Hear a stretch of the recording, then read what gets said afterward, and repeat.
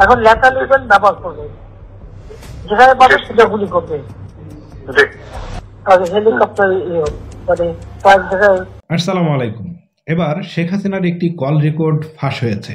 সেই কল রেকর্ডে স্বৈরাচারী শেখ হাসিনা বলছে হেলিকপ্টার থেকে সরাসরি গুলি করতে।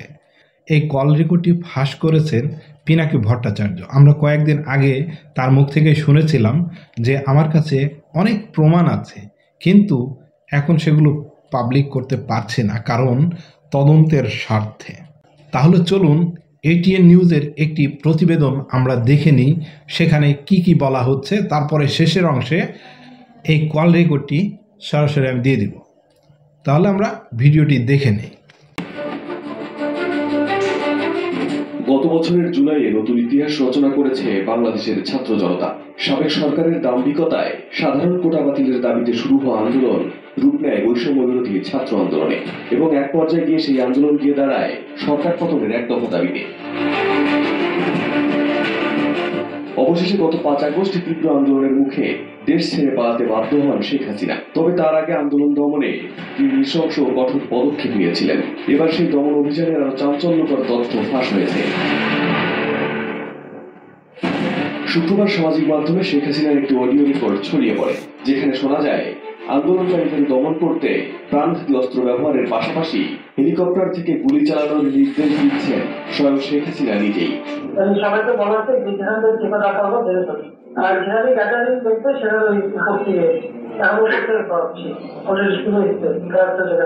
যদিও অডিও ফাঁসের বিষয়টি প্রথম সামনে আনেন অনলাইন অ্যাক্টিভিস্ট ও রাজনৈতিক বিশ্লেষক পিনাকি ভট্টাচার্য। গত 28 জানুয়ারি নিজের ভেরিফাইড ফেসবুক অ্যাকাউন্টে পোস্ট করে এই অডিও হাতে পাওয়ার দাবি করেন তিনি। দাবি করা হচ্ছে অডিওটি গত বছরের 19 জুলাই, যেদিন দেশব্যাপী তীব্র আন্দোলন ছড়িয়ে পড়ে এবং বহু হতাহতের ঘটনা ঘটে। ওই দিনই আন্দোলন নিয়ন্ত্রণে সরকার কারফিউ জারি করেছিল। ফাঁস হওয়া অডিওতে শোনা যায় গোয়েন্দা সংস্থার এক উচ্চপদস্থ কর্মকর্তাকে শেখ হাসিনা বলছেন, র্যাব ডিজিএফআই সহ সবাইকে বলা হয়েছে গুলি করে মেরে ফেলো, যেখানেই গ্যাদারিং দেখা যাবে সেখানেই উপর থেকে অর্থাৎ হেলিকপ্টার থেকে গুলি করা হবে। এ সময় শেখ হাসিনা লেথাল উইপেন অর্থাৎ প্রাণঘাতী অস্ত্র ব্যবহারের নির্দেশও দেন।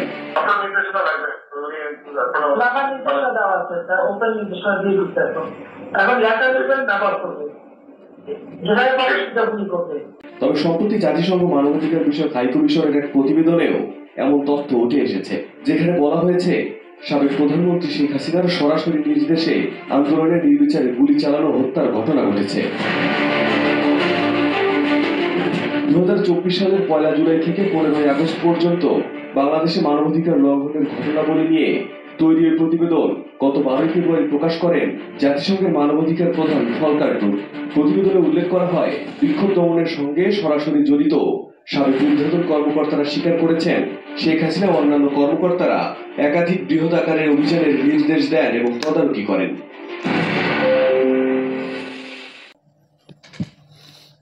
এখন কি বলবেন যারা আপা আপা করে পাগল হয়ে যাচ্ছিলেন, তারা এখন কি বলবেন? যে শেখ হাসিনা নির্দোষ ছিল, শেখ হাসিনা গুলি করার অর্ডার দেয়নি। চলেন আমরা সেই রেকর্ডটা একটু শুনে নিই। এখন লেখা লিখবেন ব্যবহার করবে, যেখানে পাবে সেটা গুলি করবে। হেলিকপ্টার মানে কিছু ছবি দেখে পাকড়াও করা যায় না রাতের মধ্যে? সবগুলিকে অ্যারেস্ট করতে বলছি রাত্রে। হ্যাঁ, পাকড়াও করলে না, ওটা বলা হয়, ওটা র্যাব ডিজিএফআই সবাইকে বলা হয়েছে যে যেখান থেকে টিকাটা পারবো ধরে ফেলবে, ওটা বলা হয়। আর যেখানে গ্যাদারিং দেখবে সেখানে ওই উপর থেকে, এখন উপর থেকে পাচ্ছি অলরেডি শুরু হচ্ছে কয়েকটা জায়গায় করে গেছে।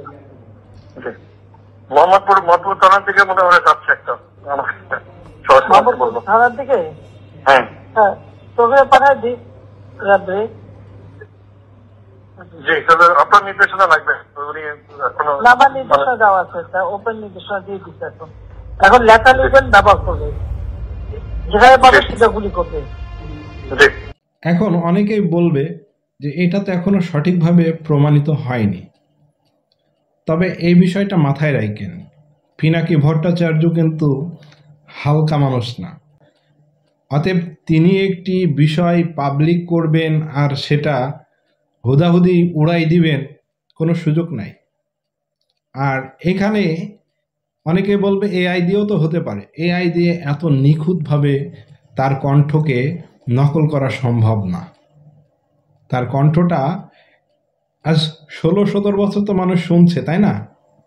অতএব এটা জেনুইন, অরিজিনাল শেখ হাসিনার কণ্ঠ, এটাতে আপনি নিশ্চিত থাকেন। কিভাবে পারে এরকম কঠোর হতে শুধুমাত্র ক্ষমতায় টিকে থাকার জন্যে? ভাবেন তো। এই যে নাহিদ ইসলাম স্বেচ্ছায় পদত্যাগ করে তিনি একটি নতুন দল গঠন করলেন, এরকম কোনো মানুষ দেখেছেন আজও পর্যন্ত যে স্বেচ্ছায় পদত্যাগ করে? অনেক আন্দোলন, অনেক কিছু হয়ে যায়, তারপরও সে পদত্যাগ করতে চায় না। আর এই শুধুমাত্র ক্ষমতাকে টিকিয়ে রাখার জন্যে শেখ হাসিনা এরকম বাজে একটা নির্দেশ দিল। কি ভয়ঙ্কর বিষয়, হ্যাঁ? যাই হোক, ভিডিওটি ভালো লাগলে শেয়ার করবেন, আর নতুন হলে চ্যানেলটি সাবস্ক্রাইব করবেন। শেষ করলাম ভিডিওটি। সবাই ভালো থাকবেন, সুস্থ থাকবেন। আসসালামু আলাইকুম।